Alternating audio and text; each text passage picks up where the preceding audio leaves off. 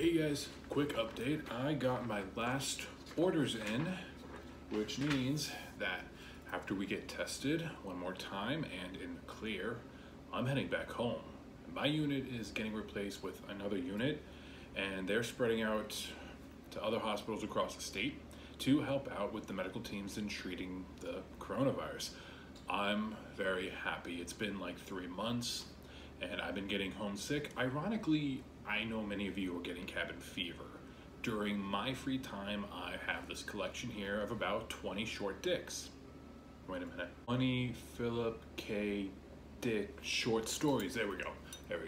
This is part of a 5-volume collection of his short stories written in chronological order.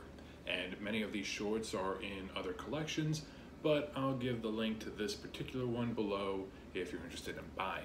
Philip K. Dick, he was very prevalent in the new wave sci-fi community in the 1960s.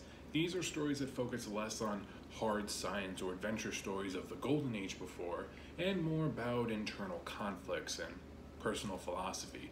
In these stories, Philip K. Dick kept writing about one particular type of story. Characters questioning their reality, who they are, their place in the universe. Is the universe even real? And that's very good when you're reading a single Philip K. Dick short by itself. I made the mistake of reading these all at once. I don't recommend that. Okay, so short story collections can have these well thought out, well structured short works. The title of the collection, We Can Remember It For You Wholesale, is one of the best shorts in this collection.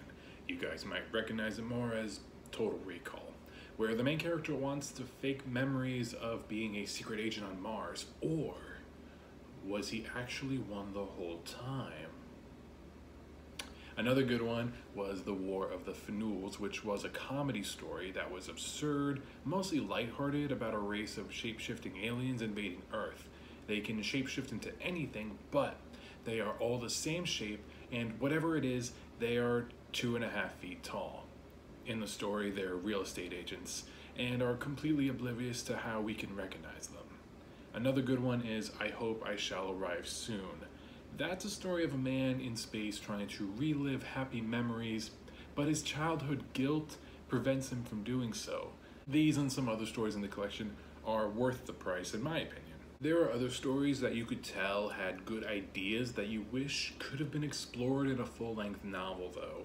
Like in The Little Black Box, you see the beginning of talks about empathy that's explored more in Do Androids Dream of Electric Sheep? You guys might recognize it more as Blade Runner. Another one is Your Appointment Will Be Yesterday.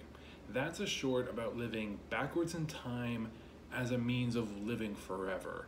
Kind of like a Benjamin Button, Time Traveler's Wife type of scenario. This short was expanded in the novel Counterclock World.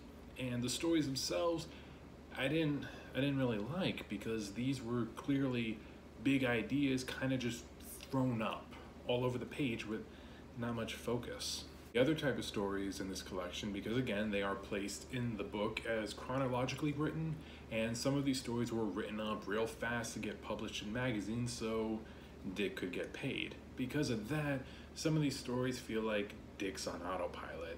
I don't remember a lot of these stories. At first I thought they were sharing some kind of continuity because phrases and story beats would be repeated, but then I realized no. A different company is terraforming Mars. Sometimes Earth is destroyed, sometimes it's not. Sometimes the man finds out he's an android, sometimes he's not. Sometimes he is, but maybe he's a time traveler. Sometimes he's a beaver. So many of these stories are similar in storylines, but just different window dressings. Reading them all in one sitting instead of stopping to read a different book was a mistake, because these stories weren't written with a collection in mind. So there isn't much variety. Philip K. Dick wrote so many stories in this collection that are just seeped in 1960s Cold War paranoia, and also casual sexism. That aspect could be more easily ignored in some of the better stories in this collection, and these autopilot shorts written fast for a quick buck aren't exactly original, but This man wrote women characters as either the nagging housewife or the topless secretary. Always topless for some reason.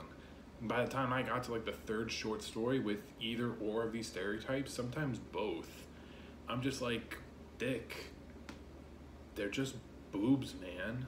And she's an office clerk. Why is she topless? Technically, the topless woman in Total Recall is sort of accurate to the short story. I mean, she doesn't have 3 breasts, though. Sorry, nerdy pervs. And I say casual sexism because you can excuse the story for being a product of their time, relying on a whole bunch of cliches, being generally lighthearted and over the top in a Mortal Kombat type of fashion, like it's skeezy, right? But the whole thing is, and they aren't the main focus of the story, it's just an aspect, as opposed to like malicious sexism, where the story is focusing on an issue pertaining to women and their characters are deliberately made to look horrible by the author. But then comes The Pre-Persons, Philip K. Dick's pro-life, anti-abortion short story about an abortion truck that goes around grabbing children 12 and under and the parents don't want anymore. Okay then. So the 2 male characters in the story are the voices of reason, and the only female character is a housewife nagging to her husband about how she wants to get off her birth control and get pregnant for the sole purpose of getting an abortion for fun. The husband character tells the wife that abortion is legal because women want to feel the power to commit murder. And what should be done is all the women in the world should be milked until they are dry and useless and then left for dead.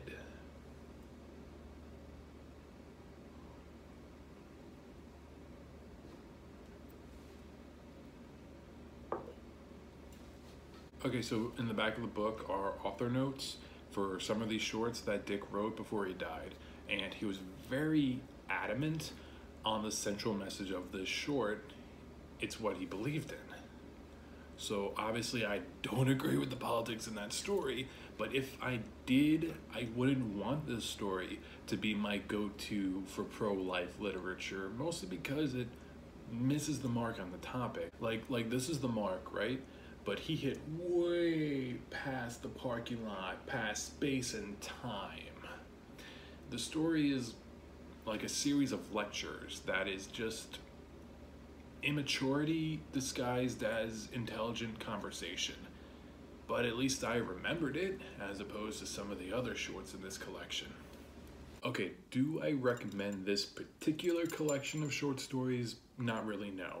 But do I recommend some of the shorts in here available in other collections? Yes, I do. Including ones I didn't mention, like Faith of Our Fathers, which adds some Lovecraftian horror into Dick's reality questioning motif, and the topless workers in that story are actually transgendered, and their boobs glow. So that's different. So these book talk videos have been fun, and I may do more of them in the future when I get back.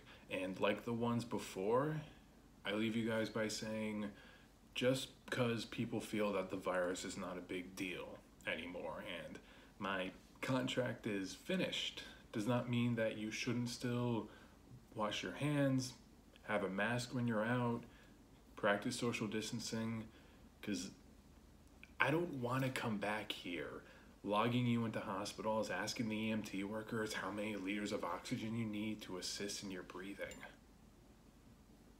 Take care, everyone.